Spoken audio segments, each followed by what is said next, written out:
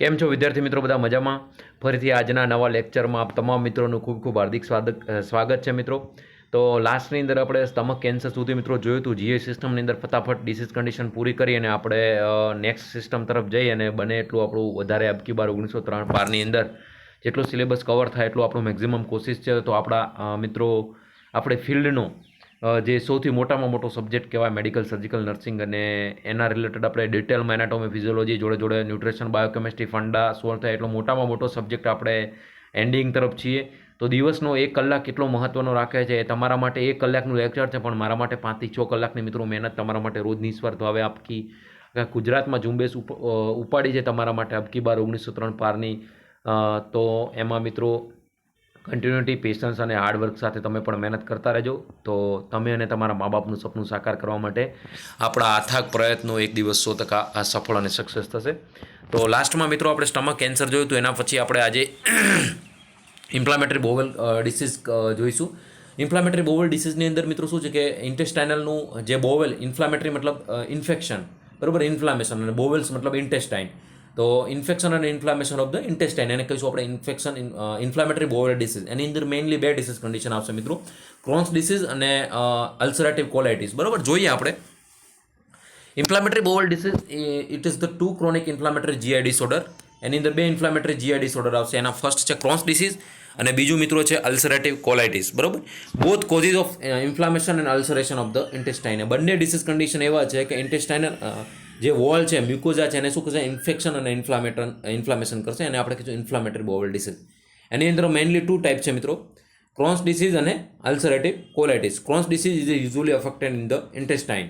Mostly Crohn's disease છે small ઇન્ટેસ્ટાઇનને વધારે ઇફેક્ટ કરશે, અને અલ્સરેટિવ કોલાઇટિસ છે usually affect the large intestine. બરાબર, સ્ટેટિસ્ટિકલી મિત્રો રેશિયો જોવા જોઈએ તો 2 lakh Canadian have inflammatory bowel disease. 2 લાખથી વધારે કેનેડિયનને ઇન્ફ્લામેટરી બોવલ ડિસીઝ છે. અને 15 થી 30 યર એજ એટ હાઈએસ્ટ રીક. જે 15 થી 30 વર્ષની એજ છે એડલ્ટ, એની અંદર શું છે મિત્રો, જુવાની હોય, લોહી બહુ ઉછાળા મારતું હોય, એટલે અંદર હોર્મોન પણ કંટ્રોલમાં ના હોય, નવી નવી વસ્તુઓ ખાવાની ઈચ્છા થતી હોય. એમાં બહારના જે અત્યારની યુથ જનરેશન જે જંક ફૂડની પાછળ છે, નૂડલ્સ, મંચુરિયન, પીઝા, બર્ગર, આ શું છે? આ બધા કોઝિસ કરવા માટેનું મેઇન કારણ છે. એની અંદર ઇન્ટેસ્ટાઇનલ ઇન્ફ્લામેટરી બોવલ ડિસીઝ થઈને ઇન્ફેક્શન ઇન્ફ્લામેશન થઈ અને એનો જો લ્યુમન નેરો થયા પછી જો બધું જે તમે પ્રોડક્ટ ખાઓ છો, બધું ફૂડ, એ એક જગ્યાએ જો કન્જસ્ટેડ થવાનું થયું અને એ જગ્યાએ નેક્રોસિસને સડો થયો, તો પછી ઇન્ટેસ્ટાઇનલ ઓબ્સ્ટ્રક્શન થઈ જે કોમ્પ્લિકેશન ઊભી થાય એ પછી તમારે બહુ અઘરી વસ્તુ છે. બરાબર, તો અહીંયા તમે જોઈ શકો છો મિત્રો, જે નોર્મલ ઇન્ટેસ્ટાઇનલ મ્યુકોઝા છે એની સાપેક્ષમાં જે મ્યુકોઝા તમે જોઈ શકો છો કે જે ઇન્ફ્લામેટરી બોવલ ડિસીઝની અંદર જે મ્યુકોઝલ લેયર છે, સબમ્યુકોઝલ લેયર છે, મસ્ક્યુલરિસ, આપણે બધા લેયર 1 બાય 1 જોયા. બરાબર, એની અંદર મિત્રો એ મ્યુકોઝલ સબમ્યુકોઝલ જે ઇન્ફ્લામેટરી ડિસીઝ કન્ડિશન થાય છે એની અંદર ઇન્ટેસ્ટાઇનલ વોલ છે એને શું થશે? ડેમેજ કરશે. ડેમેજ થશે એટલે ત્યાં સુધી રેડનેસ થશે, સ્વેલિંગ થશે, ઇરોઝન થશે, અંદર ખવાણ પડશે, ક્રેકિંગ પડશે. અને જો સબમ્યુકોઝાની અંદર જો ઇન્ફેક્શન ઇન્ફ્લામેશન ગયું તો ત્યાં બ્લડ વેસલ્સ ને બધું હશે, ને ત્યાં ક્રેક થવાના કારણે બ્લડ વેસલ્સ બ્રેકડાઉન થવાના કારણે શું થશે? બ્લીડિંગ થશે. તો સ્ટૂલની અંદર બ્લીડિંગ પણ જોવા મળશે. પેશન્ટને સિવિયર અબડોમિનલ પેઇન થશે, ડાયરિયા જોવા મળશે, ન્યુઝિયા વોમિટિંગ જોવા મળશે, પછી અબડોમિનલ ક્રેમ્પિંગ જોવા મળશે. આ બધા ડિસીઝ કન્ડિશન આઈબીડીની અંદર જોવા મળશે, ઇન્ફ્લામેટરી બોવલ ડિસીઝની અંદર. તો એની અંદર મેઇન 2 ડિસીઝ છે, ક્રોન્સ ડિસીઝ અને ઇન્ફ્લામેટરી બોવલ ડિસીઝ. ક્રોન્સ ડિસીઝની અંદર શું છે મિત્રો કે જે સ્મોલ ઇન્ટેસ્ટાઇનના પાર્ટને વધારે ઇફેક્ટ કરશે, અને અલ્સરેટિવ કોલાઇટિસની અંદર લાર્જ ઇન્ટેસ્ટાઇનના પાર્ટને ઇફેક્ટ કરશે. 1 બાય 1 જોઈએ આપણે. ઇન્ફ્લામેટરી બોવલ ડિસીઝની કોમ્પ્લિકેશન શું છે મિત્રો? ઇન્ફેક્શન ઇન્ફ્લામેશન થયા છે અંદર ઇન્ટેસ્ટાઇનની અંદર, તો એની કોમ્પ્લિકેશન શું થશે? તો ફર્સ્ટ મિત્રો છે અલ્સર. ઇન્ફેક્શન અને ઇન્ફ્લામેશન થશે તો અલ્સર થવાના 100% ચાન્સીસ છે. તમે અહીંયા જોઈ શકો છો, આ શું છે? ઇન્ટેસ્ટાઇનલ લ્યુમેન છે. બરાબર, અને એની અંદર શું છે? આ વ્હાઇટ કલરનું તમે જોઈ શકો, અલ્સર ફોર્મેશન થશે. Chronic inflammation can lead to open સોર વિધિન ધ ડાયજેસ્ટિવ ટ્રેક્ટ. એટલે જે જીઆઈ સિસ્ટમ છે એમાં ખાસ ઇન્ટેસ્ટાઇન, તો શું થઈ જશે? અંદર ચાંદા પડશે. હવે ઇન્ટેસ્ટાઇનલ વોલ, ઇન્ટેસ્ટાઇનલ મ્યુકોઝા છે એ ડેમેજ થશે, એની અંદર ચાંદા પડશે, તો પ્રોપર જે ડાયજેશન અને એબ્ઝોર્પ્શન થવું જોઈએ એ થશે નહીં. ડાયજેશન એબ્ઝોર્પ્શન થશે નહીં તો શું થશે મિત્રો? જે તમારા બોડીની જરૂરિયાત છે એની શું સામે ડેફિશિયન્સી ઊભી થશે, એટલે માલ ન્યુટ્રિશન જોવા મળશે, વિટામિનની ડેફિશિયન્સી જોવા મળશે. એના લીધે શું થશે મિત્રો? વિટામિન B12ની ડેફિશિયન્સી જોવા મળશે, ફોલિક એસિડની ડેફિશિયન્સી જોવા મળશે, પર્નિશિયસ અનેમિયા પેશન્ટને થશે, પછી ડાયજેશનના પ્રોબ્લેમ જોવા મળશે. આ બધા પ્રોબ્લેમ ઇન્ફ્લામેટરી બોવલ ડિસીઝની અંદર જોવા મળશે. પછી મિત્રો ફિસ્ચ્યુલા છે. રેડનેસ સ્વેલોઈંગ થઈ અને એનો લ્યુમન શોર્ટ થશે અને રેડનેસ સ્વેલિંગ થવાથી શું થશે, એનું જે ઇન્ટેસ્ટાઇનલ છે વોલ એની સાઇઝ ઇન્ક્રીઝ થશે અને એ સાઇઝ જો એકબીજા જોડે એટેચ થશે તો એ શું થશે, ત્યાં ફિસ્ચ્યુલા ડેવલપ થશે, abnormal connection between two organ, બરોબર, એને આપણે કહીશું fistula. When an ulcer form extend completely through the intestinal wall. એટલે ફોર એક્ઝામ્પલ આ નોર્મલ લ્યુમન છે મિત્રો અને આ ઇન્ફ્લામેશન લ્યુમન છે. અહીંયા ઇન્ફ્લામેશન લ્યુમન છે એની અંદર શું થશે, આ ઇન્ફ્લામેડ લ્યુમન છે પણ આ રેડનેસ સ્વેલિંગ થઈને આનું શું થઈ જશે, વધી જશે. હવે અહીંયા બીજું ઓર્ગન હશે અથવા તો ઇન્ટેસ્ટાઇન હશે તો આ બે વચ્ચે શું થઈ જશે, અહીંયા અબનોર્મલ કનેક્શન થઈ જશે, એને કહીશું આપણે ફિસ્ચ્યુલા. એના પછી મિત્રો છે એનાલ ફિશર. હવે ક્રેક ઓફ ધ ક્લેફ્ટ તો એનસ અથવા તો skin where the infection occur. જો ઇન્ટેસ્ટાઇનલ વોલને ઇન્ફેક્શન સ્પ્રેડ થતાં એનાલની અંદર પણ જો ઇન્ફેક્શન થશે તો ત્યાં શું થશે, એનાલ ફિશર થશે. એટલે એનાલની અંદર શું થશે, ક્રેક પડશે અને પછી ત્યાંથી બ્લીડિંગ થશે. માલ ન્યુટ્રિશન તમને કીધું, ડિફિકલ્ટી ઇટિંગ એન્ડ એબ્ઝોર્બિંગ ન્યુટ્રિયન્ટ. ખાવાની પેશન્ટને તકલીફ કેમ થશે, ભૂખ નહીં લાગે, અપચો થશે, ઇનડાઇજેશન થશે. અને બીજું કે પેશન્ટ ખાશે તો એ ઇન્ફેક્શન ઇન્ફ્લામેશનના લીધે ડાયરિયા થઈને બધું નીકળી જશે. પ્રોપર એબ્ઝોર્બન નહીં થાય. એબ્ઝોર્બન નહીં થાય તો બોડીની અંદર જેટલા પ્રમાણની જે પોષક તત્વોની રિક્વાયરમેન્ટ છે, ન્યુટ્રિયનની રિક્વાયરમેન્ટ છે, એની સામે શું થશે, એની ડેફિશિયન્સી થશે અને ડેફિશિયન્સીના લીધે શું થશે, સામે ડિસીઝ કન્ડિશન જોવા મળશે. બીજા અધર પ્રોબ્લેમ કઈ રીતે ઇન્ફ્લામેટરી બાઉલ ડિસીઝના લીધે કોમ્પ્લિકેશન થઈ શકે, તો arthritis, kidney and gallstone, inflammation of eye and skin. એના લીધે આર્થરાઇટિસ, વિટામિન કેલ્શિયમ અને વિટામિન ડીની ડેફિશિયન્સીના લીધે છે, કિડની અને ગોલસ્ટોન થઈ શકે છે, આઈ અને સ્કિનનું ઇન્ફ્લામેશન ઇન્ફેક્શન થઈ શકે છે. તો બધું એબ્ઝોર્પ્શન ડાયજેશનના પ્રોબ્લેમના લીધે, ડાયરિયા વોમિટિંગના લીધે શું થાય, બધા ફ્લુઇડ છે બધું લોસ થઈ જાય, એટલે હાઇપોવોલેમિયા થઈ જશે પેશન્ટને. એના લીધે બીપીની પણ અમુક વાર તકલીફ થઈ શકે છે, બરાબર. તો આ ઇન્ફ્લામેટરી બાઉલ ડિસીઝ કન્ડિશન કે જેની અંદર ઇન્ટેસ્ટાઇનલનું ઇન્ફેક્શન ઇન્ફ્લામેશનના લીધે કોમ્પ્લિકેશનમાં મિત્રો પૂછાય તો ધ્યાન રાખવું, અહીંયા સ્ટાર કરવું છું. કોમ્પ્લિકેશનના રૂપે તો શું, અલ્સર, ફિસ્ચ્યુલા, માલન્યુટ્રિશન અને એનાલ ફિશર થઈ શકે છે, બરાબર. એના પછી મિત્રો આપણું ક્રોન્સ ડિસીઝ છે.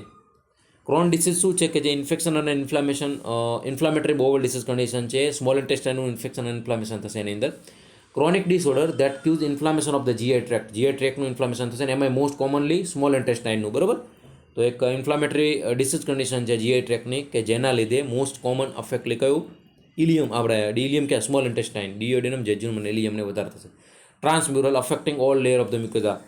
મ્યુકોઝાના બધા જે 3 લેયર છે, મ્યુકોઝાના પણ ટોટલ જીઆઈ સિસ્ટમમાં આપણે 4 લેયર ભણે, એની અંદર મ્યુકોઝાના મિત્રો 3 લેયર છે. એ 3 લેયરને અફેક્ટ કરશે. Beginning with the edema and thickening of the mucosa. હવે નોર્મલી તમારી ઇન્ટેસ્ટાઇનની અંદર ઇન્ફેક્શન ઇન્ફ્લામેશન થશે તો શું, રેડનેસ સ્વેલોઈંગ થઈને શું થશે, સ્વેલ થઈ જશે. તો આ લ્યુમન છે કેવો થઈ ગયો, શોર્ટ થઈ ગયો. એના લીધે શું થશે, ઇડેમા અને આ જે મ્યુકસની વોલ છે થીક થઈ જશે. એટલે લ્યુમન નાનો થશે અને સ્વેલિંગ વધારે થશે. એટલે સ્વેલિંગના લીધે શું થશે, એક ઓર્ગન બીજા જોડે ઓર્ગનના ટચમાં આવવાની શક્યતા ખરી, કારણ કે અબડોમિનલ કોઇટિનમાં ઇન્ટેસ્ટાઇન એકબીજા જોડે જશે ગૂંચલા આકારમાં. તો ત્યાં ફિસ્ચ્યુલા ડેવલપ થવાના પણ ચાન્સીસ રહેશે. Ulcer appearing on inflamed mucosa causing fistula and fissure. મેં કીધું ને તમને, અલ્સરના લીધે શું થાય, ફિસ્ચ્યુલા અને ફિશર, એનાલ ફિશર થવાની શક્યતા છે. Scarring, thickening and narrowing of the GI tract. Scarring અંદર ખવાણ પડશે, થિકનિંગ એટલે રેડનેસ સ્વેલોઈંગના લીધે થીક થઈ જશે અને નેરોઈંગ થઈ જશે લ્યુમન્સ. એટલે એના લીધે શું થશે, પેશન્ટને ઇઝીલી પેરિસ્ટાલિસિસ મુવમેન્ટથી જે ફૂડ પાસ થતું હતું એ પાસ થશે નહીં અને ત્યાં ફૂડ એક જગ્યાએ અહીંયા જમા થઈ રહેશે, અહીંયા તમારું ઇન્ફેક્શન ઇન્ફ્લામેશન હશે. તો આ પાર્ટ શું થશે, નેક્રોસિસ સ્વેલિંગ થઈ અને પેશન્ટને ત્યાં સડો થઈ જશે અને એના લીધે ઇન્ટેસ્ટાઇનલ ઓબ્સ્ટ્રક્શન થઈને બહુ મેજર કોમ્પ્લિકેશન થઈ શકે છે. એના જો સ્ટેટિસ્ટિકલી ડેટા જોવા જઈએ મિત્રો તો એડલ્ટ એજની અંદર વધારે જોવા મળશે.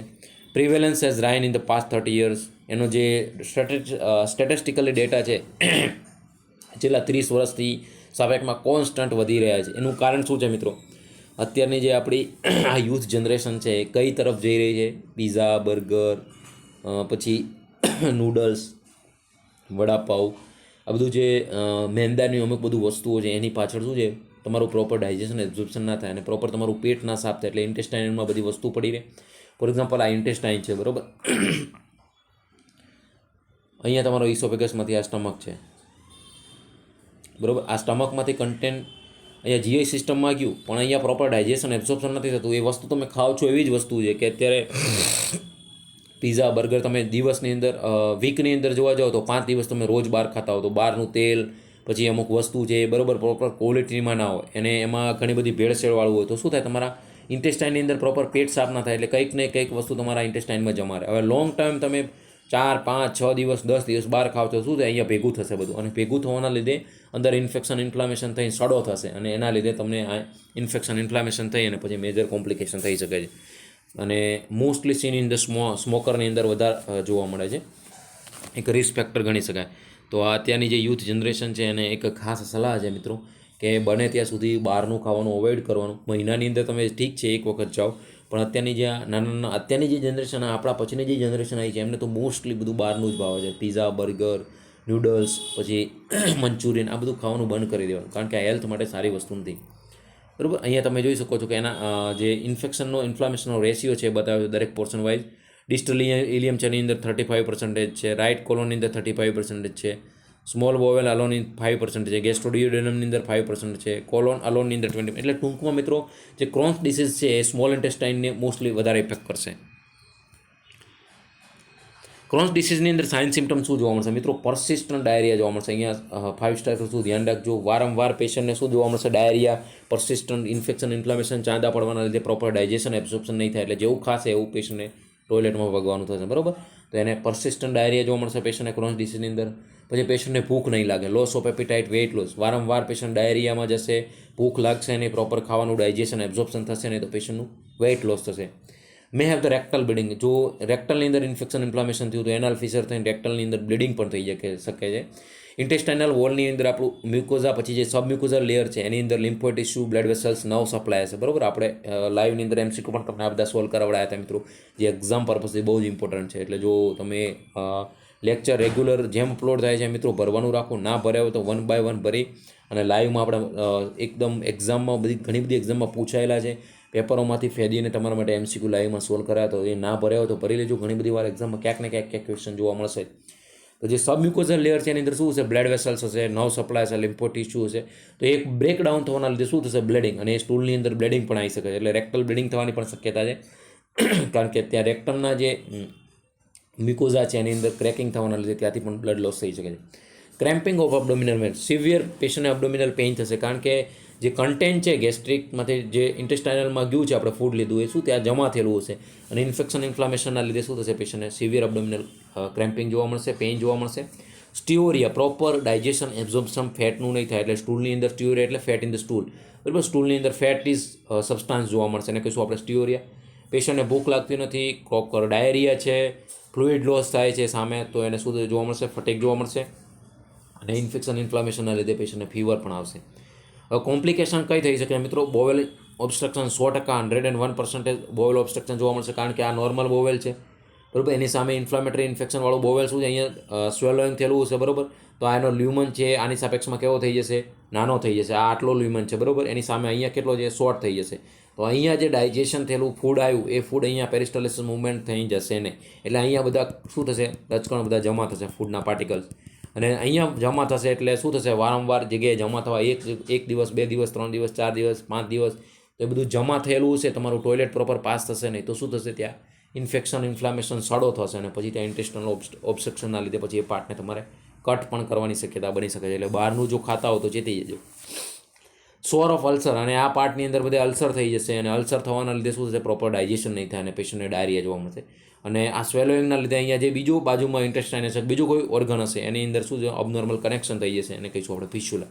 અને માલ ન્યુટ્રિશન. એટલે જો તમને inflammatory bowel disease કન્ડિશનની main complication પૂછાય તો આ 4 યાદ રાખજો. એક એક્સેપ્ટ કરીને પૂછાઈ શકાય છે. અહીંયા સ્ટાર કરું છું. 4 કોમ્પ્લિકેશનની અંદર ફર્સ્ટ બોવેલ ઓબ્સ્ટ્રક્શન છે, સોર, એલ્સરેશન છે, ફિસ્યુલા છે, અને માલ ન્યુટ્રિશન છે. આ 4 main inflammatory bowel disease કન્ડિશનની complication છે. ક્રોન્સ ડિસીઝની મિત્રો ડાયગ્નોસિસ આપણે કઈ રીતે કરીશું? તો હેલ્થ હિસ્ટ્રી, પેશન્ટને ટોટલ જ્યારે પેશન્ટ કમ્પ્લેન સાથે આવશે અને પેટમાં ખાવાની ભૂખ નથી લાગતી, ઝાડા રહે છે લોંગ ટર્મથી, ડાયરિયા રહે છે, ઉલટી ઉબકા થાય છે, પેટમાં દુખે છે, ત્યારે આપણે એને ઓનસેટ ક્યારથી દુખે છે, સાઇન સિમ્ટમ આપણે પેશન્ટને પૂછી, પેઇન, સ્ટૂલ, અંદર બ્લીડિંગ આવે છે કે નહીં, ટોટલી બધું ફિઝિકલ એક્ઝામિનેશન કરશું એટલે આપણને બધી ખબર પડી જશે. બ્લડ ટેસ્ટ, અનેમિયા ઇન્ફેક્શન માટે આપણે સર્ટેન એન્ટીબોડીને ડિટેક્ટ કરવા માટે ફિકલ ઓક્યુલ બ્લડ ટેસ્ટ, રેક્ટલ બ્લીડિંગ માટે છે. સ્ટૂલ સેમ્પલ લાઈન, પેશન્ટની અંદર કોઈ ફેટી સબસ્ટાન્સ આવે છે કે નહીં, કોઈ ઇન્ફેક્ટિવસ પોઝિટિવ ઓર્ગેનિઝમ પ્રેઝન્ટ છે કે નહીં. પછી કોલોનોસ્કોપી, પેશન્ટને કોલોનનું વિઝ્યુલાઇઝેશન કરવા માટે, સિગ્મોડોસ્કોપી, સિગ્મોઇડ કોલોનનું વિઝ્યુલાઇઝ કરવા માટે, ફ્લેક્સિકલ કે જેની અંદર તમારે જે પ્રમાણે બેન્ડ કરવું છે એમ સ્કોપ બેન્ડ થશે. બરાબર. બેરિયમ ઇન્યુમાં, જેની અંદર બેરિયમ આપણે ડાય ઇન્જેક્શન કરી અને પછી પેશન્ટનું કોન્ટ્રાક્ટ અને વિધાઉટ કોન્ટ્રાક્ટ એક્સરે લઈશું. પછી એક્સરે સ્ટડી છે, સિટી સ્કેન છે, MRI છે. પછી કેપ્સ્યુલ એન્ડોસ્કોપી છે કે જેની અંદર ફોટોગ્રાફી માટે આપણે કેમેરો અંદર ઇન્સર્શન કરશે. ડબલ બલૂન એન્ડોસ્કોપી છે, સ્મોલ બોવેલ ઇમેજિંગ છે. આ બધું શું છે મિત્રો કે તમારા પ્રોપર ડાયગ્નોસિસ કરવા માટે કે એકચ્યુઅલમાં પ્રોબ્લેમ શું છે, અલ્સર પડી ગયા છે, ફિસ્યુલા ઓબનોર્મલ કનેક્શન થઈ ગયું છે કે ઇન્ફેક્શન ઇન્ફ્લામેશન પ્રેઝન્ટ છે. તો પ્રોપર ડાયગ્નોસિસ કરવા માટે આપણે આ બધા ટેસ્ટ કરવા પડશે, જેના લીધે કન્ફર્મેટિવ ડાયગ્નોસિસ થઈ અને પેશન્ટની કન્ફર્મ ટ્રીટમેન્ટ ચાલુ થાય. હવે જે પ્રોસિજર છે ને એકને આપણે જોઈએ છું. કોલોનોસ્કોપી શું છે તો મિત્રો સ્કોપને કોલોનની અંદર નાખી અને વિઝ્યુલાઇઝેશન કરવા માટે આપણે જે યુઝ કરીએ એને કહીશું કોલોનોસ્કોપી. આ procedure use to inside the colon and rectum. અંદરનું વિઝ્યુલાઇઝેશન કરવા માટે આપણે જે સ્કોપ નાખીએ છીએ કોલોનની અંદર એને કહીશું કોલોનોસ્કોપી.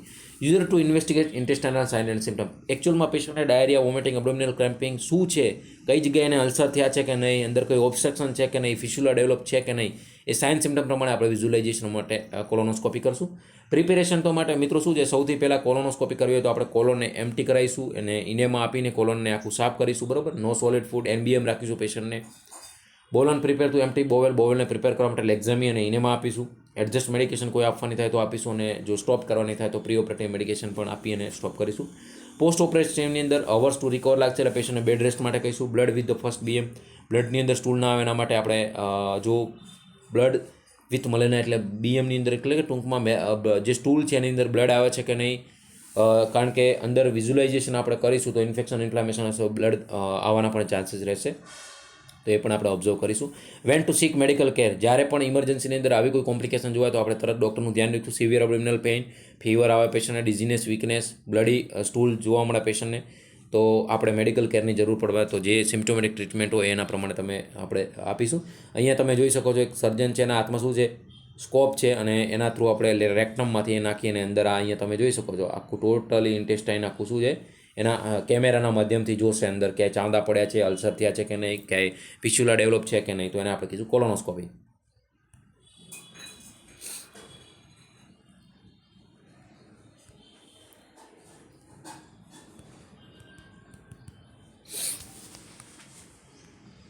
એના પછી જે બીજું મિત્રો ફ્લેક્સિબલ સિગ્મોઇડોસ્કોપી, કે એની અંદર પણ સેમ કોલોનોસ્કોપી, એની અંદર સિગ્મોઇડ કોલોનનું ઓબ્ઝર્વેશન માટે આપણે જે સ્કોપ નાખીને જોઈશું, સેમ એ જ છે, એની અંદર ખાલી સિગ્મોઇડ કોલોનનું ઓબ્ઝર્વેશન માટે કરશું અને કહીશું sigmoid colon. The process lead to evaluate the large ઇન્ટેસ્ટાઇનનો જે સિગ્મોઇડ કોલોન છે એના પોર્શનને લાર્જ ઇન્ટેસ્ટાઇન માટે આપણે સિગ્મોઇડોસ્કોપીનો યુઝ કરશું. Investigate sign and symptom. એકચ્યુઅલમાં પેશન્ટને પ્રોબ્લેમ શું છે એના માટે. પ્રિપેરેશન માટે મેં તમને કીધું એ પ્રમાણે મિત્રો પેશન્ટને NBM રાખવું પડશે, નો સોલિડ ફૂડ. પછી પેશન્ટને આપણે સ્કોપી કરતાં પહેલાં પેશન્ટનું ઇનેમા નાખી અને આખું કોલોન સાફ કરીશું. NPO આફ્ટર મિડનાઇટ, લેક્ઝેટિવ અને ઇનેમા કિટ અને મેડિકેશન આપવાની થાય તો એ મેડિકેશન આપીશું. હવે આપણે એક્સપેક્ટ શું કરી શકીએ sigmoidoscopy. Usually does not requirement sedation and pain medication. આની અંદર કોઈ પેઇન અને સેડેશન મેડિકેશનની જરૂર નથી, પણ આપણે તૈયારી બધી રીતની રાખવાની, પેશન્ટને કોમ્પ્લિકેશન થઈ જાય. મે બી અબડોમિનલ ક્રેમ્પિંગ અથવા તો અર્જ ટુ પુશ, પેશન્ટને આપણે અંદર સ્કોપ નાખીશું તો અબડોમિનલ ક્રેમ્પિંગ થવાની શક્યતા છે. Ability to take biopsy. આની અંદરથી આપણે સિગ્મોઇડોસ્કોપીની અંદર બાયોપ્સી પણ લેવી હોય ટિશ્યુ અંદરની ઓબ્ઝર્વેશન માટે અને આગળના રિપોર્ટ માટે તો આપણે લઈ શકીએ છીએ. 15 થી 30 મિનિટની અબાઉટ 15 મિનિટની પ્રોસિજર છે એને કહીશું ફ્લેક્સિબલ સિગ્મોઇડોસ્કોપી. અને સિગ્મોઇડ કોલોનનું આપણે વિઝ્યુલાઇઝેશન માટે આપણે આ પ્રોસિજર કહીશું. અને એકચ્યુઅલ પેશન્ટને જે પ્રોબ્લેમ છે એનાથી કન્ફર્મેટિવ ડાયગ્નોસિસ જે કહેવાય આપણે સ્કોપ થ્રુ કહીશું તો 100% એનું ઇફેક્ટિવ ટ્રીટમેન્ટ આવશે, બરાબર. બેરિયમ ઇનેમા. મિત્રો તમને કીધું એ પ્રમાણે કે જે બેરિયમ આવે છે એને ઇન્જેસ્ટેડ કરાવી અને આપણે પેશન્ટને બેરિયમ ઇનેમા આપી અને શું કરશું, પેશન્ટને પછી એના એક્સરે લઈશું. એની અંદર સિંગલ કોલમનન આવે છે અને એર કોન્ટ્રાસ્ટ બંને આવે છે, કે જેની અંદર તમે બેરિયમ ઇન્જેસ્ટ કરાયા પછી શું કરશું, પેશન્ટના જ્યાં ઇન્ટેસ્ટાઇનલ ઓબ્સ્ટ્રક્શન છે ત્યાં જઈને એ બેરિયમ જે છે આપણી એ ત્યાં જઈને શું થઈ જશે, અટકી જશે. તો ત્યાં એક્સરે ત્યાંથી પછી આગળ આવશે નહીં તો એ આપણને એકચ્યુઅલ ઓબ્સ્ટ્રક્શન છે કે નહીં એ ખબર પડશે. Specialise x-ray use to detect change અથવા તો abnormality in the large colon part of the small intestine. Single column અને એર કોન્ટ્રાસ્ટ બે એના ટાઈપ આવે છે. Allow visualisation of silhouette shape and condition of the colon, બરાબર. અને air કોન્ટ્રાક્ટની અંદર air expansion improve the quality of x-ray images. એટલે અંદર બેરિયમ ઇનેમા નાખી અહીંયા જોઈ શકો છો તમે, આ બેરિયમ ઇન્જેસ્ટેડ કરી અને પછી ટોટલ જગ્યાએ તમે ઇમેજિનેશન કરશો તો એના લીધે પેશન્ટને કંઈ ઓબ્સ્ટ્રક્શન હશે તો ખબર પડી જશે એમને. ડ્યુરિંગ એક્ઝામિનેશન નો સેડેશન નેસેસરી. કોઈ સેડેશનની જરૂર નથી. સાઇડલાઇન પોઝિશન આપવામાં આવશે ઇનેમા માટે મિત્રો. મેં મેન્યુપ્યુલેટ ધ કોલોન મેન્યુઅલી. પેશન્ટને કોલોનને જે પ્રમાણે જરૂરિયાત હશે એ પ્રમાણે ડૉક્ટર પેશન્ટને જે જગ્યાએ પ્રોબ્લેમ હશે એ પ્રમાણે બેરિયમ ઇનેમા આપશે અને એના પ્રમાણે એક્સરે લેશે તો એકચ્યુઅલમાં પ્રોબ્લેમ જે જગ્યાએ હશે ફાઇન્ડ આઉટ થઈ જશે. Enema tube is inserted within the barium bag. Barium bag સાથે ઇનેમા ટ્યુબ પણ ઇન્સર્ટેડ કરશે. After examination may expel additional barium and air with the blood.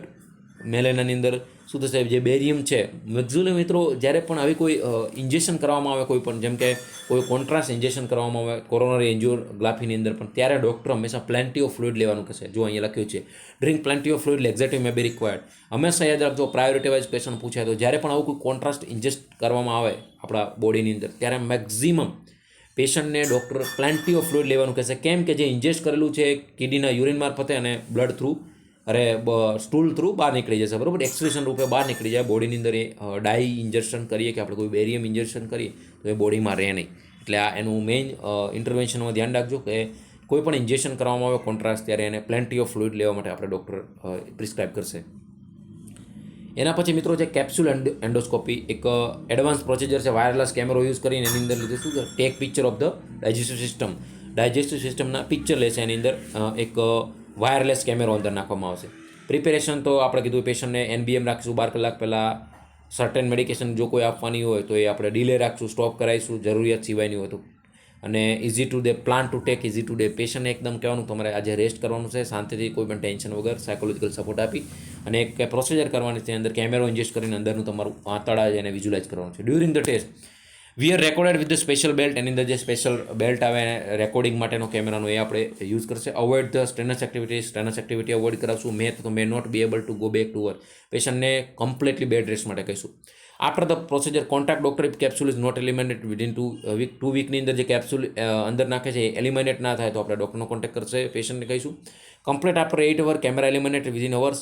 After 2 hours may be resume clear liquid. After 2 કલાક પછી પેશન્ટને આપણે liquid, પછી semi solid અને solid ઉપર કરશું. અને કોઈ આ દરમિયાન કોઈ કોમ્પ્લિકેશન જણાય, પેશન્ટને બ્લીડિંગ કે અબડોમિનલ ક્રેમ્પ્સ કે વધારે પડતા ડાયરિયા, તો આપણે પેશન્ટને હોસ્પિટલ આવવા માટે ગમે ત્યારે, અથવા તો હોસ્પિટલમાં જો એડમિટ હશે તો પેશન્ટને ગમે ત્યારે એ આપણને જાણકારી આપી શકે છે કે અમને આ રીતનો પ્રોબ્લેમ છે, તો આપણે ડૉક્ટરનું ધ્યાન દોરી શકીએ, બરાબર.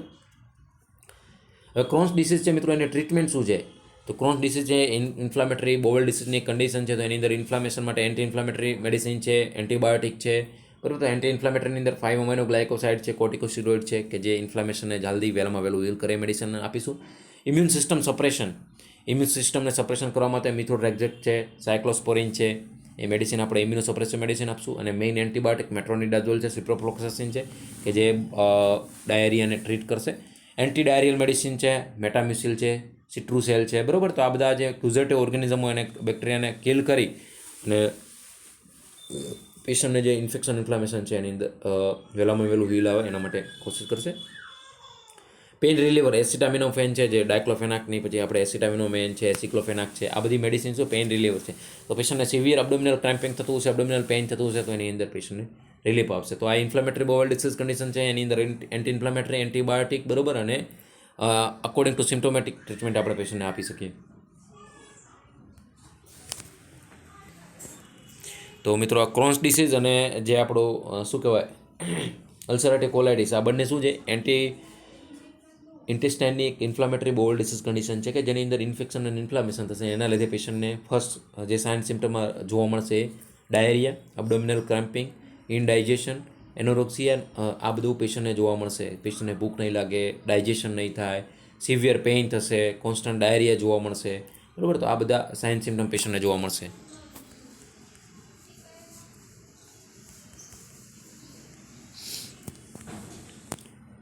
મેડિકલ અને ન્યુટ્રિશન થેરાપીની અંદર પેશન્ટને શું ડાયટ ચેન્જીસ, મેઇન શું છે મિત્રો, ડાયટ જ છે. એટલે તો હું કહું છું કે અત્યારની જે યુથ જનરેશન છે એ કઈ બાજુ ભાગી રહી છે, એમને ઘરનું ખાવાનું ભાવતું જ નથી, રોટલી શાક તો એમને ભાવતું જ નથી. એની સામે એમને બર્ગર, પછી શું કહેવાય નૂડલ્સ છે, પછી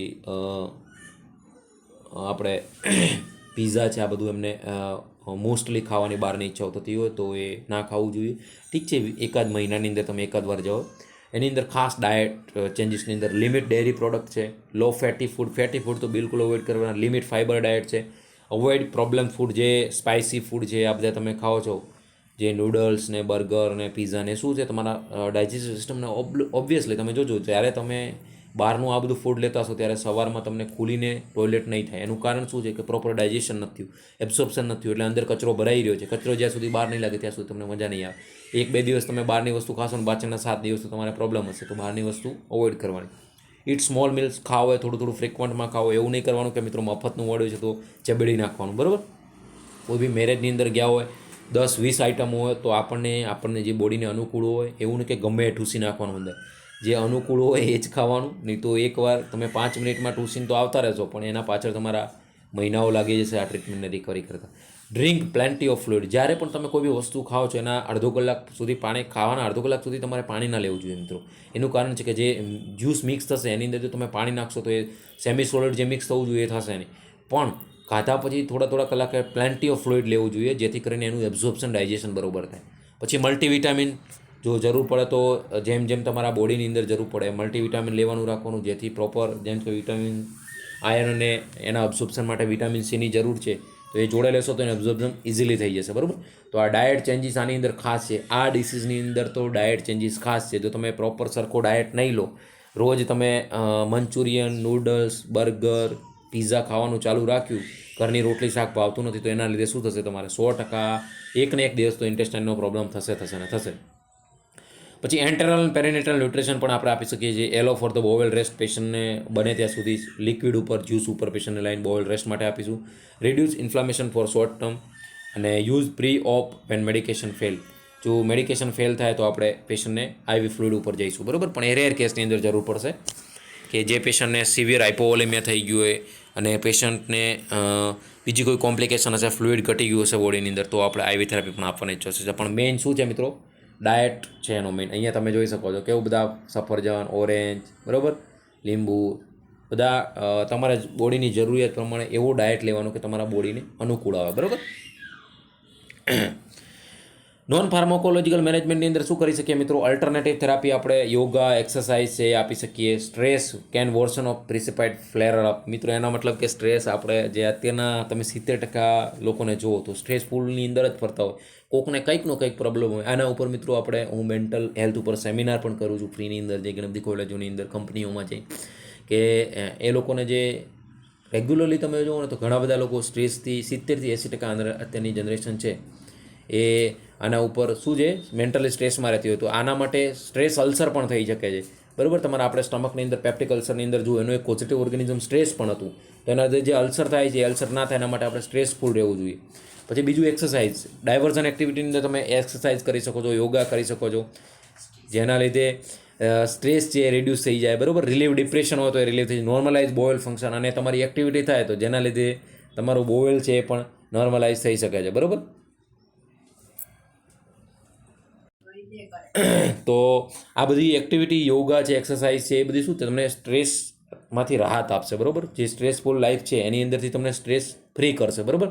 તો યોગા, એક્સરસાઇઝ આ બધું શું છે, તમને જે મેન્ટલ હેલ્થ છે એને ઇમ્પ્રુવમેન્ટની અંદર બહુ મોટો રોલ છે એની અંદર. તો સવારે રોજ આપણે ઇઝીલી મેન્ટલી પીસ મળે. ડિપ્રેશન હોય, કોઈ સ્ટ્રેસ હોય તમારી લાઈફની અંદર, મિત્રો હંમેશા જિંદગીની અંદર ધ્યાન રાખવાનું.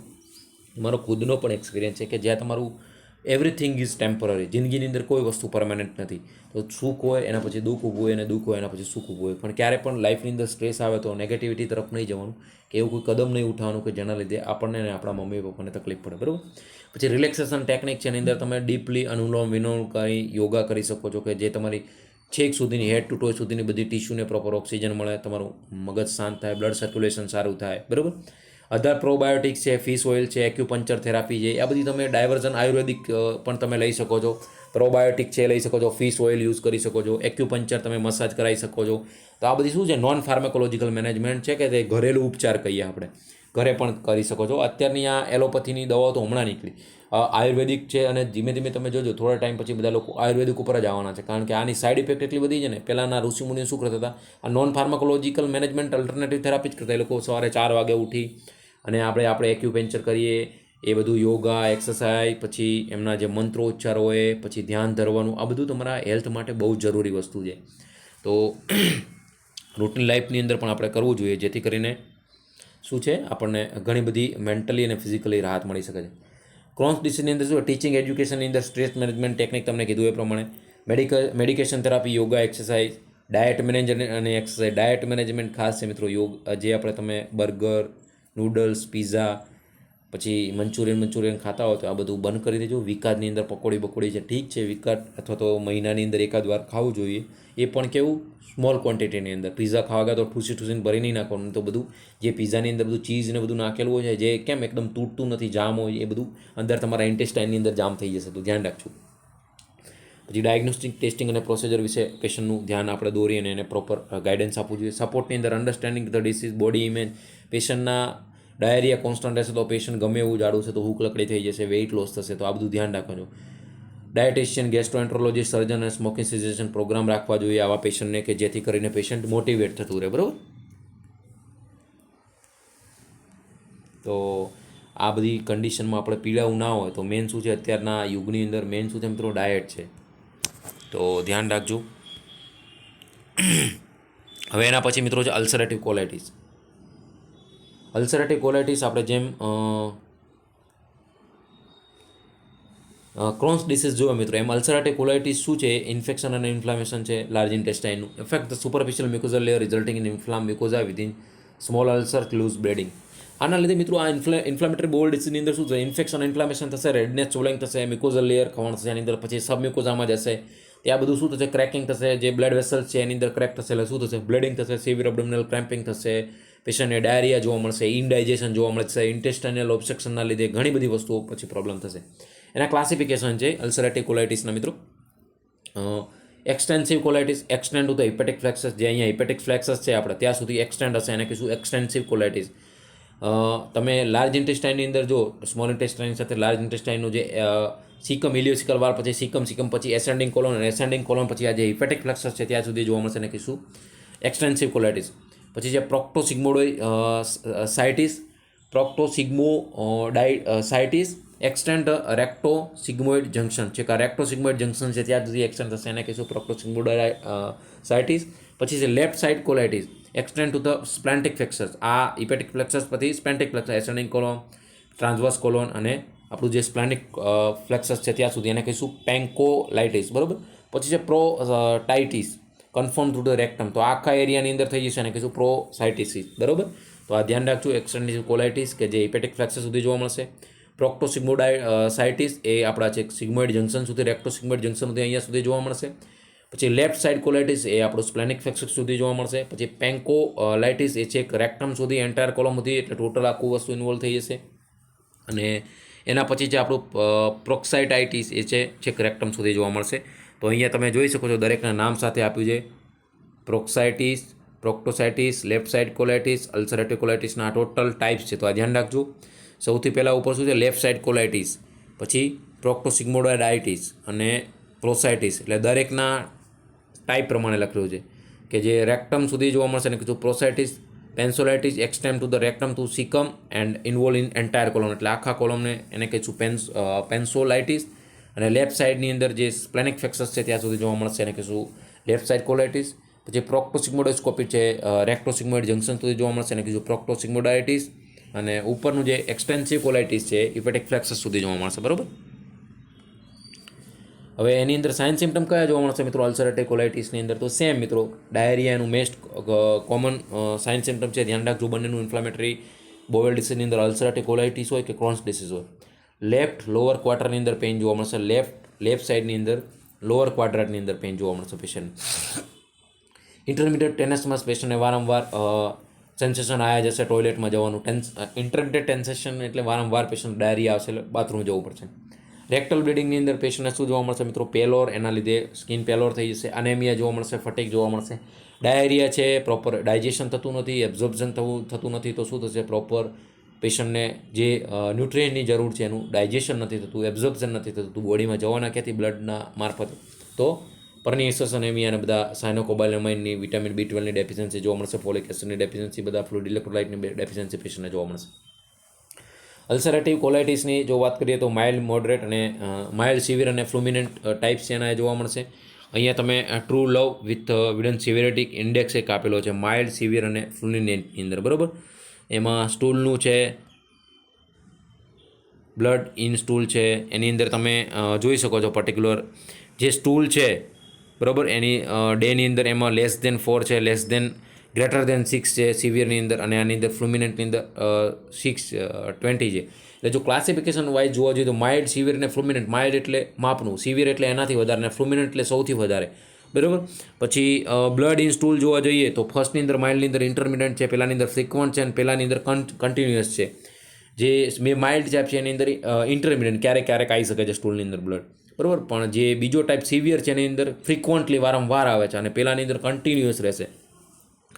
પછી ટેમ્પરેચર છે, પહેલાંની અંદર માઇલ્ડની અંદર નોર્મલ હશે, બીજાની અંદર ગ્રેટર દેન 37.5 હશે, અને પહેલાંની અંદર પણ ટેમ્પરેચર બંનેની અંદર રહેશે.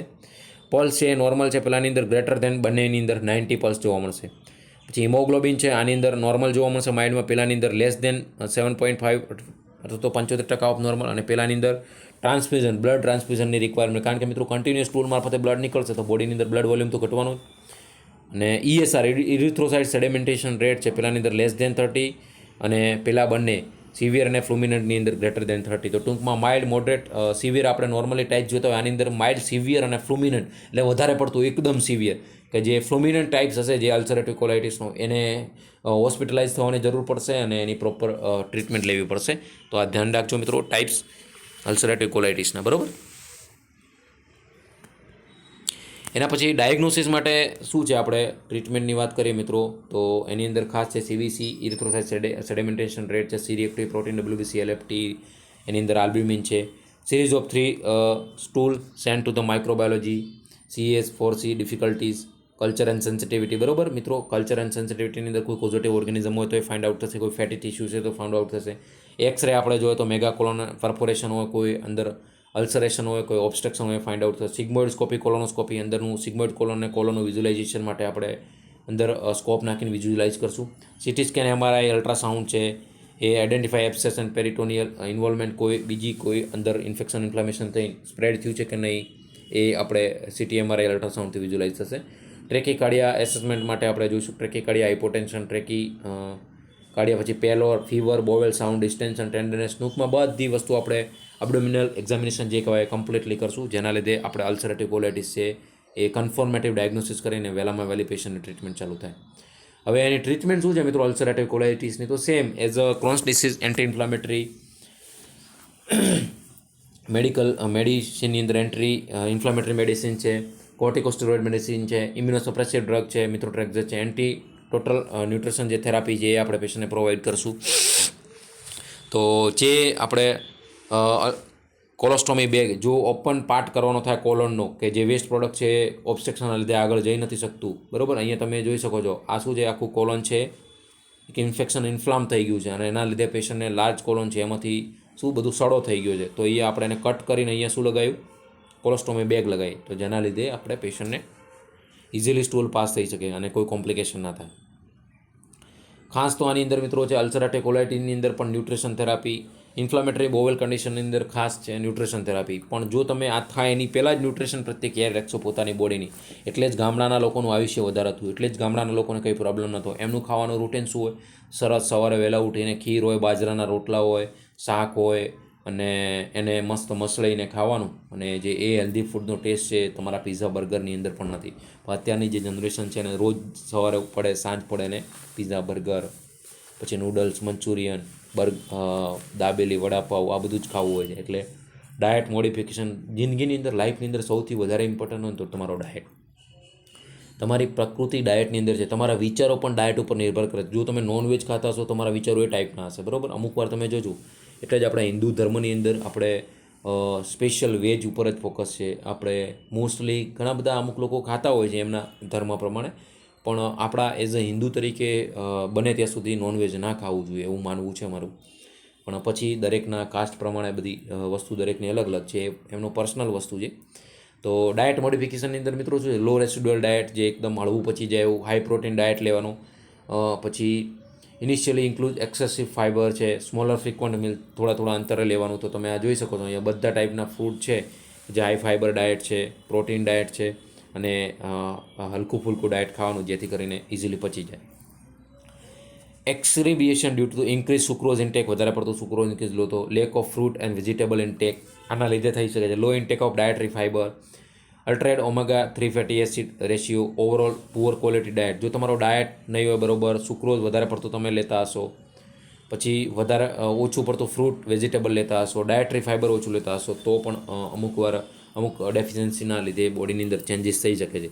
તો મેઇન તમારું ડાયટરી ચેન્જીસ જ છે. હલકું ફૂલકું આ પેશન્ટને આપણે પ્રોવાઈડ કરશું, અને બને ત્યાં સુધી લિક્વિડ અને સેમી સોલિડ, કારણ કે ડાયરિયાની કોન્સ્ટન્ટ પ્રોબ્લેમ છે, તો બોડીની અંદર ફ્લુઇડ ઘટે એના માટે.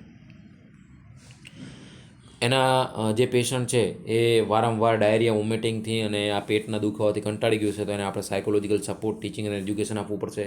પહેલાંમાં વહેલું અર્લી રિકોગ્નિશન, એની ટ્રીટમેન્ટ રિકવર થાય એવું, monitor hydration and keep food general, અને ડાયટ થેરાપી પ્રોવાઈડ કરી અને હાઇડ્રેશન થેરાપી માટે એને આપણે ધ્યાન આપશું. પેશન્ટને સ્ટૂલ ચાર્ટ આપીશું કે એની અંદર સ્ટૂલની અંદર બ્લડ આવે છે કે નહીં, કેટલા ટાઈમ સ્ટૂલ જવું પડશે, કેવા ટાઈપનું સ્ટૂલ આવે છે. Weight monitoring, regularly weight monitoring કરવા માટે કહીશું. સપોર્ટ, ઇમોશનલ સાયકોલોજીકલ સપોર્ટ પેશન્ટને આપણે પ્રોવાઈડ કરવો પડશે, કારણ કે એ પેશન્ટ સ્ટ્રેસની અંદર જતું રહેશે. પીઝા બર્ગર બધું ખાઈને ભરી લીધું છે, બરાબરનું જબડી નાખ્યું છે, ને પણ પછી આ બધી ઇમોશનલી સ્ટ્રેસ લેવાની થશે. કોલોબેટરી કેરની અંદર ઇન્ફેક્શન કંટ્રોલનો ડાયટ્રેશન, ગેસ્ટ્રોએન્ટ્રોલોજી સર્જન, આ બધું આપણે એના ઓપિનિયન લઈ અને જરૂર પડે તો એનો પણ યુઝ લઈશું. બ્રિસ્ટોલ સ્ટૂલ ચાર્ટ એક આપેલો છે કે જેની અંદર આપણે સ્ટૂલ ચાર્ટની અંદર પેશન્ટને ટાઈપ 1, ટાઈપ 2, ટાઈપ 7 ટાઈપના આપેલા છે. Separate hard lump like nuts, બરાબર, હાર્ડ ટુ પાસ કોન્સ્ટિપેશન છે કે નહીં એ બધું ટૂંકમાં. બીજું સુજેજ શેપ્ડ બટ લમ્ફી છે, સુસેજ શેપનું એક જેલી ટાઈપ છે. પછી like sausage but with cracks on the it surface, sausage છે પણ એની અંદર ક્રેક છે કે નહીં. Like sausage on snake, smooth and soft balls and clear cut edges. પછી fluffy pledge increase, mushy stool છે. પછી એન્ટાયરલી લિક્વિડ છે, વોટરી, નો સોલિડ પીસીસ, એકદમ લિક્વિડ ટાઈપનું છે. એટલે સ્ટૂલનું કઈ ટાઈપનું તમારું તમે જ્યારે સ્ટૂલ પાસ કરવા જાઓ છો ત્યારે તમને કોન્સ્ટિપેટેડ આવ્યું હતું કે કઈ રીતનું સ્ટૂલ પાસ થયું હતું, કે તમને ડાયરિયા છે કે સેમી સોલિડ સ્ટૂલ આવે છે કે લિક્વિડ, કઈ રીતનું તમારું સ્ટૂલ છે, એના ઉપરથી એ ડૉક્ટરને ધીમે ધીમે રિકવરીનો પણ અંદાજ આવશે, અને એના ઉપરથી કઈ ટાઈપની ટ્રીટમેન્ટ સ્ટાર્ટ કરવી, ડાયટ મોડિફિકેશન કરવું કે નહીં એ પણ ખબર પડશે. તો એક આ સ્ટૂલ ચાર્ટ પણ આપણે પેશન્ટને આપીશું, જે રેગ્યુલરલી વેઇટ મોનિટરિંગ સાથે સાથે સ્ટૂલ મોનિટરિંગ પણ કરવાનું થશે. પછી મિત્રો ઓસ્ટિયોમિસ છે, જે આપણે આર્ટિફિશિયલ ઓપનિંગ કરીએ છીએ ઇન્ટેસ્ટાઇનની અંદર, સ્ટોમા એને કહીએ, ઓસ્ટોમી અથવા તો સ્ટોમા, બરાબર. A stoma અથવા તો ostomy is an artificially surgically created opening into the abdominal wall, allow exit of feces and urine. અંદરનું જે વેસ્ટ પ્રોડક્ટ છે એ બહાર નીકળવા માટે આપણે ઓસ્ટોમી કરીએ છીએ, સ્ટોમા એને કહીશું, બરાબર. Surgically artificially opening of the abdominal wall અથવા ઇન્ટેસ્ટાઇન, બરાબર.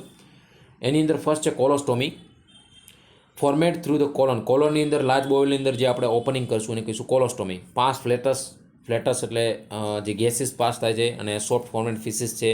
પરમેનન્ટ એન્ડિંગ અથવા તો loop, removal of anus, anal canal, rectum and some of the distal colon. જે પાછળનો પરમેનન્ટ એન્ડ કરી દીધું છે, પાછળના સિગ્મોઇડ કોલોન, ડિસ્ટલ કોલોન અને રેક્ટમનો, તો એની અંદર પણ આપણે આ કોલોસ્ટોમીની જરૂર પડશે. Loop, formed in transverse colon, two ends of brought to the surface, એટલે વચ્ચે કોઈ ઇન્ટેસ્ટાઇનલ ઓબ્સ્ટ્રક્શન થયું અને એ પાર્ટ કટ કર્યો છે, ત્યાં વેસ્ટ પ્રોડક્ટ ભરાઈ રહે છે, તો ત્યાં પણ કોલોસ્ટોમી આપણે કરી શકીએ. અહીંયા તમે જોઈ શકો છો. પછી ઇલિયોસ્ટોમી છે, ફોર્મેટ ઇન ધ ઇલિયમ, સ્મોલ બોવેલની અંદર ઇલિયમની અંદર કોઈ પ્રોબ્લેમ છે તો આપણે ઇલિયોસ્ટોમી પણ કરી શકીએ છીએ. Pass flatus and loose porridge like stool, permanent end removal of entire colon હોય. Loop, creation of stoma after anastomosis, કોઈ બે પાર્ટ વચ્ચે કોઈ પ્રોબ્લેમ છે, નેક્રોસિસ સડો થઈ ગયું છે, એને કટ કરી અને બેને એનાસ્ટોમોસિસ કરેલું છે, બંનેને જોડ્યું છે, તો ત્યાં પણ આપણે સ્ટોમા એનાસ્ટોમોસિસ કરી અને ઇલિયોસ્ટોમી કરી શકીએ છીએ.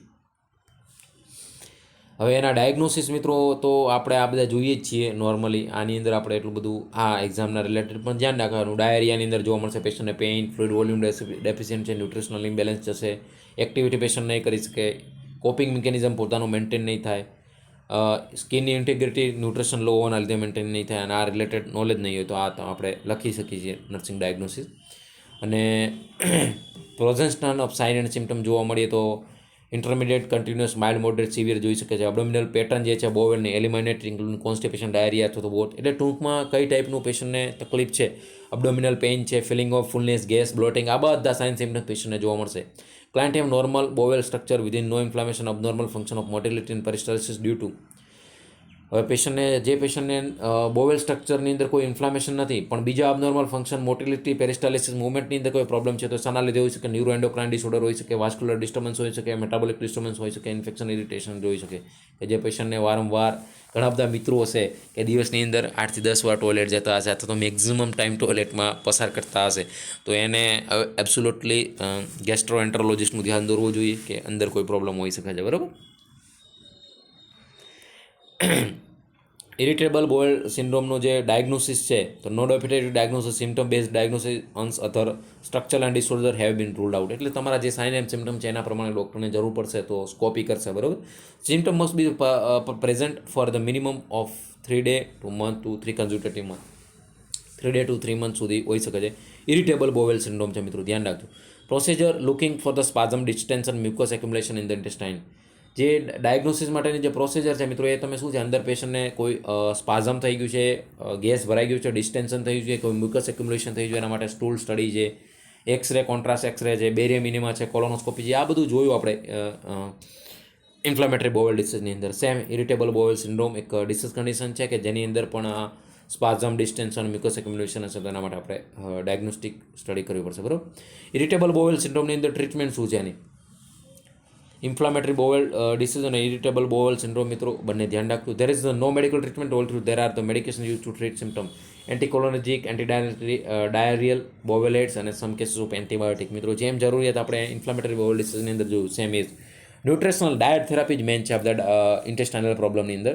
રેસ્ટ્રિક્ટ food then the gradually increase, ધીમે ધીમે પેશન્ટને લિક્વિડમાંથી સેમી સોલિડ તરફ જવાનું. અવોઇડ લાર્જ મીલ, વધારે પડતું એકસાથે લગનમાં જ્ઞાન ઠૂસી દેવાનું એવું નહીં કરવાનું. ઇન્ક્રીઝ ફાઇબર ડાયટ ઇન્ક્રીઝ કરવાનો. Avoid food that stimulate the bowel, એવું કોઈ ફૂડ નહીં લેવાનું સ્ટિમ્યુલેટ બોવેલને કરે એવું. કેફીન, ફાયર્ડ ફૂડ, આ બધા carbonated drink, spicy food, alcohol કે જે પેરિસ્ટાલિસિસ મૂવમેન્ટને ઇન્ક્રીઝ કરી અને એની મૂવમેન્ટ વધારે એવા કોઈ ફૂડ નહીં લેવાના, કે કોઈ કેફીન હોય, ફ્રાઈડ ફૂડ હોય, કાર્બોનેટેડ ડ્રિંક્સ હોય, સ્પાઇસી ફૂડ હોય, આલ્કોહોલ હોય, બરાબર. આ બધું ધ્યાન રાખવાનું. આ બધી વસ્તુમાં લાગુ પડે છે. નોર્મલ લાઈફની અંદર પણ આ બધું લાગુ પડે છે કે એવું કોઈ આપણે એક્ટિવિટી ના કરીએ કે આપણે નોર્મલ વસ્તુ, ભગવાને કરોડ રૂપિયાનું આ માણસનો અવતાર આપ્યો છે, ખોડિયું બનાવીને આપ્યું છે કે જેના એક ઓર્ગન કરોડો રૂપિયાના છે, અને એક ઓર્ગન આટલું સરસ કામ કરી રહ્યા હોય તો એને છંછેડવાનું કામ આપણે ના કરવું જોઈએ, અને જે છંછેડે છે એની તકલીફ ભોગવે છે, બરાબર. તો ખાસ ધ્યાન રાખવું જોઈએ મિત્રો. એમાં લાઈફની અંદર મેઇન છે ડાયટ થેરાપી. બધા ડિસીઝ કન્ડિશન, બધા શરીરની અંદર પ્રોબ્લેમ ઘૂસવા માટેનું મેઇન કારણ છે ડાયટ. અને જ્યારે તમારું બોડી છે, BMI તમારો 25 કરતાં જ્યારે વધી જાય, બરાબર, ત્યારે ધ્યાન રાખવાનું કે તમે મેદસ્વીતામાં, ઓબેસિટીમાં આવી જાઓ ત્યારે બધા પ્રોબ્લેમ, હાઇપરટેન્શન, બીપી, ડાયાબિટીસ, સ્કિનના ઘણા બધા પ્રોબ્લેમ, આંતરડાના, GI સિસ્ટમના પ્રોબ્લેમ, રેસ્પિરેટરીના પ્રોબ્લેમ, બધા પ્રોબ્લેમ એક હારે તમારે ઘૂસશે. એ કેમ ઘૂસશે? એનું કારણ તમારું આ જ છે, ડાયટ. ઇરિટેબલ બોવેલ સિન્ડ્રોમની અંદર શું આપણે કરી શકીએ પેશન્ટને? તો supported test involve psychological support આપણે પેશન્ટને આપી શકીએ કે આ પ્રોબ્લેમ છે, આના લીધે થઈ શકે છે. તમે રેગ્યુલરલી સવારે ઉઠીને યોગા, એક્સરસાઇઝ કરો. પછી પેશન્ટને તમે ડાયટ થેરાપી, ડાયટ મોડિફિકેશન કરીને ચાર્ટ બનાવીને આપો. રેગ્યુલરલી ઓબ્ઝર્વેશન માટે કહો, બરાબર. Education, alcohol and smoking cessation. પેશન્ટને આલ્કોહોલ અને આ જે ફૂંકતા હોય છે બધા ગલ્લાઓ ઉપર એને બંધ કરવા માટે કહીએ, અને કરે તો ઠીક છે, ના કરે તો જાય ભાડ में, ठीक है, अपना क्या जाता है. Avoid triggering food, એટિંગ regular small meals. થોડા ટ્રિગરિંગ ફૂડ છે કે જે મેં તમને કીધું, સ્પાઇસી ફૂડ છે, આલ્કોહોલ છે, આ બધા GI સિસ્ટમને સ્ટિમ્યુલેટ કરે છે, તો એને આપણે ના લેવા જોઈએ. ઇટિંગ રેગ્યુલર સ્મોલ મીલ, થોડા અંતરે ખાવું જોઈએ. કોલોબરેટ કરીને અંદર ડાયટિશિયન છે, ગેસ્ટ્રોએન્ટ્રોલોજી સર્જન, એની સલાહ લઈને આપણે જે પ્રમાણે ડૉક્ટર એડવાઇસ કરે એ પ્રમાણે પેશન્ટને આપવું જોઈએ.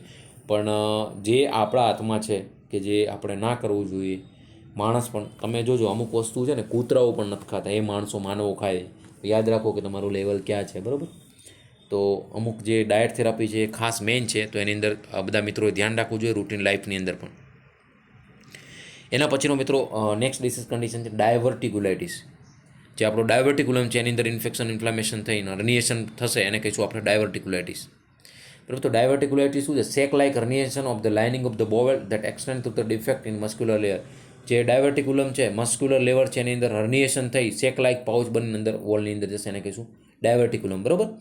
ડાયવર્ટિક્યુલોસિસ, વેન મલ્ટિપલ ડાયવર્ટિક્યુલાઈ એક્ઝિસ્ટ, વધારે પડતી એક સાથે મલ્ટિપુલર ડાયવર્ટિક્યુલાઇઝ થશે, એને કહીશું ડાયવર્ટિક્યુલોસિસ. અને ડાયવર્ટિક્યુલાઇટિસ result when the food and bacteria retained in the diverticulum produce infection and inflammation that can impede drainage, lead to the perforation, abscess અથવા formation.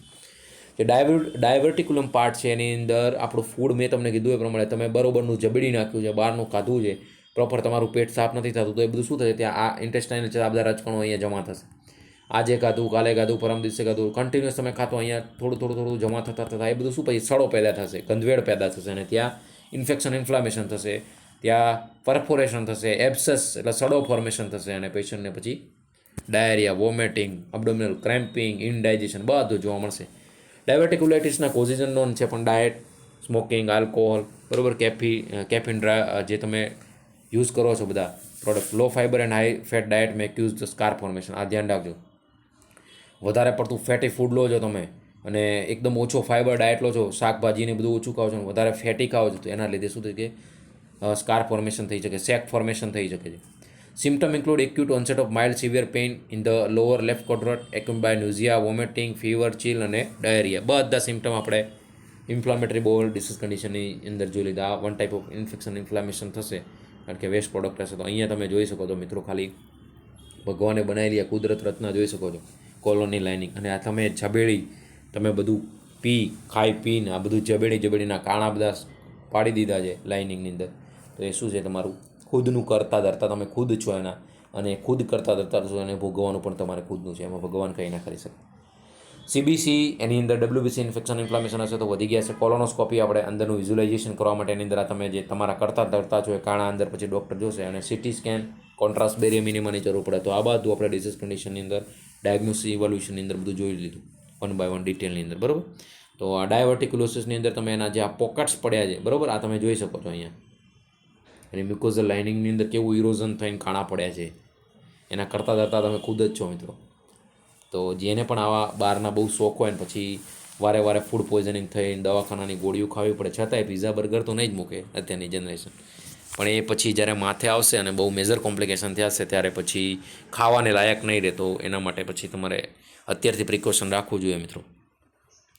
ડાયવર્ટિક્યુલાઇટિસની મિત્રો ટ્રીટમેન્ટ છે ન્યુટ્રિશનલ મેનેજમેન્ટ જ ખાસ છે મિત્રો. High fibre diet, low fat, symptomatic clear liquid diet અને according to એના sign symptom આપણે પેશન્ટની ટ્રીટમેન્ટ કરીશું. પણ મેઇન ડાયટ થેરાપી છે કે જેની અંદર તમારે ઇન્ટેસ્ટાઇનલને સ્ટિમ્યુલેટ કરે એવા ફૂડ, સ્પાઇસી ફૂડ છે, અમુક જે પીણા છે કેફીન એવા ના લેવા જોઈએ, આલ્કોહોલ કન્ઝપ્શન ના કરવું જોઈએ, એ ધ્યાન રાખવું જોઈએ. મેડિકલ મેનેજમેન્ટની અંદર મિત્રો એન્ટીબાયોટિક છે, લેક્ઝેટિવ, સ્ટૂલ શોર્પનર છે, પેશન્ટને પ્રોબ્લેમ થશે સ્ટૂલ પાસ કરવામાં, હોસ્પિટલાઇઝેશન ફોર ઇમ્યુનો કોમ્પ્રોમાઇઝ હોય તો સર્જિકલ કન્સિડરેશનની જરૂર પડે. તો કોમ્પ્લિકેશન કઈ થઈ શકે મિત્રો? પરફોરેશન 100% થઈ શકે છે, પેરિટોનાઇટિસ, પેરિટોનિયમનું ઇન્ફ્લામેશન થઈ શકે છે, હેમરેજ, બ્લીડિંગ થવાના લીધે અને ઓબ્સ્ટ્રક્શન 100% થઈ. તો આ કોમ્પ્લિકેશન પણ ધ્યાન રાખજો. એ સ્ટાર કરું છું મિત્રો, દરેકમાંથી ઘણા બધા ક્વેશ્ચન પૂછાઈ શકે છે.